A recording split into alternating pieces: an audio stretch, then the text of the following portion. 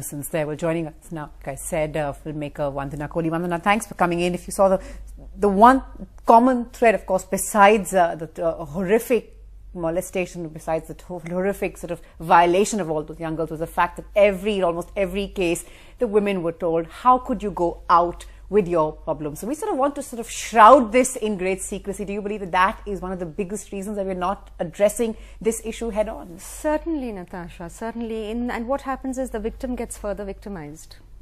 And nobody wants to talk about it. And incest, for instance, you know, people don't believe in India that incest exists. So if it does happen, people are just turning a blind eye to it. And I will cite, a friend of mine is a lawyer who works with women's rights, and she once told me of this case where this woman was thrown out, this woman was working and she came home and she has 3 daughters, and she found that her husband was abusing the daughters, and she threw him out of the house that very day.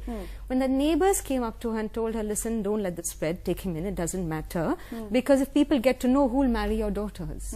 So you see, we have no systems to address this, and the victim is further condemned, and that just spirals, that just leads to more frustration, more rage, more anger, and therefore very often it leads to people taking their own lives. Right, we keep thinking that brushing it under the carpet, somehow it will just go away, but it just never goes away. And in fact, you worked on a documentary, the Subtext of Anger, as it's called, where you found that child abuse was one of the biggest reasons for people's anger just exploding in just unforeseeable ways. Absolutely. In fact, for a lot of people, rage that they experience, the fountainhead of that rage lay in child abuse.